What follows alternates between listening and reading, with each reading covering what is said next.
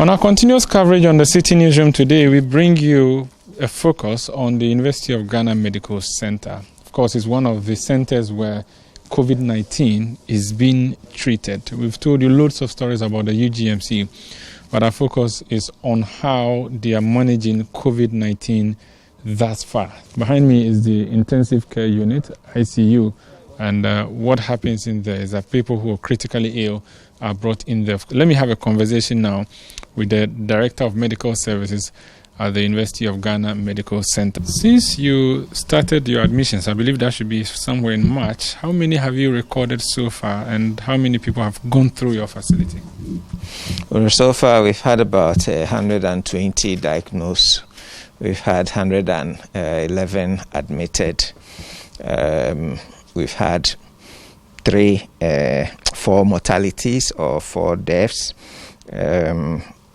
25 of the 111 who have been admitted to the ICU, and the rest have been admitted to the general wards. How many persons discharged so far?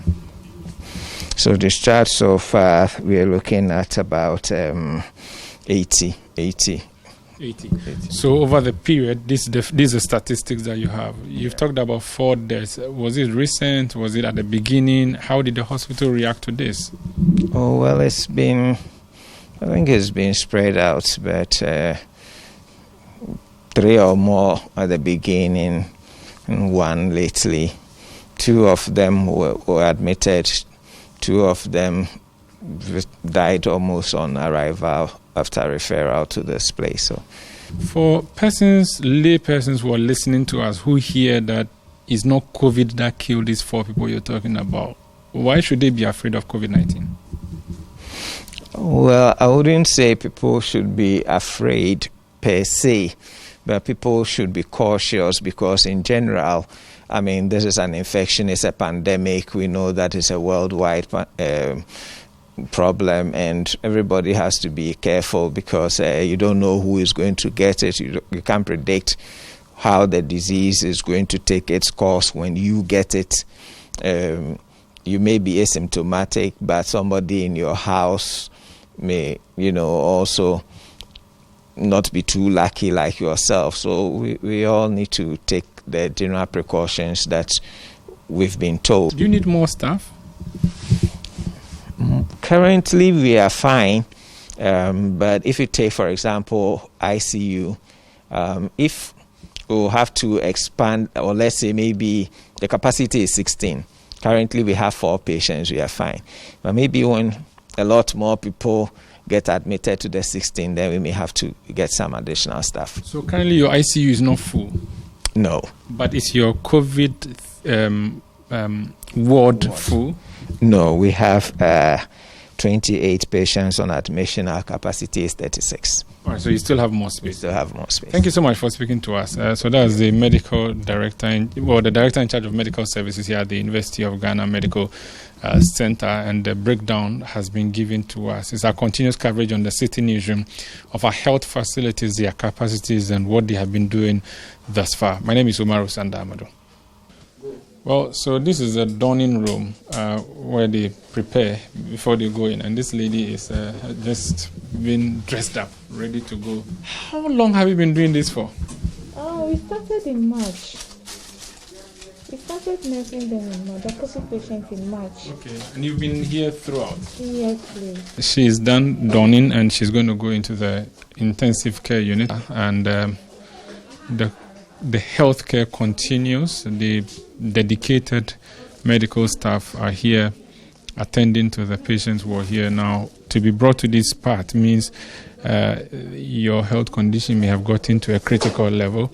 All right, so it seems a busy period here, and she's moving into the ICU. Hello. So this is where you are entering? Okay. I'm not properly done to go with you, but so what are you holding? What's this? Please, dressing. We normally use this for dressing, wound dressing. Oh, for wounds? Yes. Also means there are people who have wounds who have to be treated? Or? Yes, please. Some of them have wounds. So aside treating COVID, you are also then treating other things, because a wound is not typically what you can describe as the symptom of COVID. So you treat other things. So typically this morning, what are you going to treat? Yeah, if the patient has wound, we treat. And then those with diabetes too, we also monitor their sugar level too as well. So today, how many cases are you going to attend to as you go in? 4 cases. 2 patients are on ventilator. Then 2 of them are on oxygen. Yeah. And I'm not a doctor, but I'm just trying to help us understand. So what will you do when you go in there? Since we can't go in there, maybe you can paint an image for us. When we go in there, we are going to give medication. And then those who are diabetic, we also monitor their sugar. And we are going to do that every hourly. And the sugar is high, so we are also giving insulin. Okay. So when we check the sugar, then we titrate the insulin accordingly. Okay. Then those on the ventilator is just a machine that gives oxygen. So those on the ventilator too, we also suction, and then we also adjust their parameters too. Okay. Thank you for speaking to us, and wish you all the best. So the gates have been opened, and there she goes, picking the essentials that she needs to go into the intensive care unit here at the University of Ghana Medical Center. I'm not allowed to go into the intensive care unit, the isolation area, for obvious reasons. I'm not a doctor. I'm not properly dressed for that. But I'm allowed to go into some of the offices.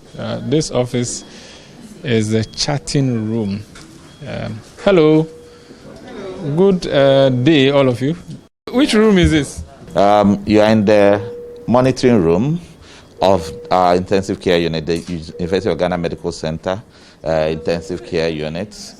So this room is actually where every information in ICU is basically relayed into, and it's just next to the ICU. Okay, so because of the infectious disease scenario, we work in the ICU, but we also have to keep an eye on the patient. So for healthcare worker safety, we do not spend all the time, or all the nurses cannot stay inside the central core of the intensive care unit. So you monitor from here? Yeah, so even in COVID, the patients are still being manned by doctors and nurses. So if you realize, one of the nurses was on the phone with the doctors and nurses who are in there. So there are doctors and nurses in there. Okay. Can I pick just a little bit of what she's saying? Yeah. I've already chatted it. Okay, I will.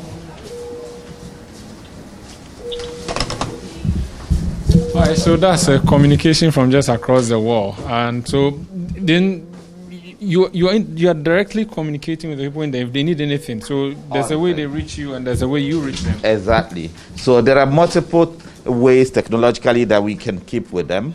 We can see what they're doing. We can these are monitors. So all the patient monitors you see in there through the screen, you can actually see the same again here. So this is like the heart rate? Yeah, so I'm hearing a beep sound, the oxygen level and all that, okay? But this whole team would have been in the ICU, because there are stations where they would have been. I think I could actually show you from a distance what I mean. So this is the intensive care unit. As you can see, it's been partitioned to different bed spaces. So we've actually numbered the bed spaces 1, 2, 3, up to 16. So directly in front of you, you'll actually be seeing bed 4, 5, which are more visible. So 6. Each of them are partitioned, and we have among it places that actually has glass doors and all that. Now, it's in a circular form, if you get what I mean. And then the nursing and the care stations is in the core at the center that you see over there. So now what that means is that when we were not in COVID time, all the staff you see there would have been in that central core. Okay. So you have even computers and other things, as you can see. So the nursing stations, doctor station, so that they have an eye on all the patients in a circular form. So that's how this ICU is built. So how many people do you have in ICU now? You mean patients? Yes. We have 4 patients in the intensive care unit now. And these places are not full, are they? So depending on which day, sometimes it may be full.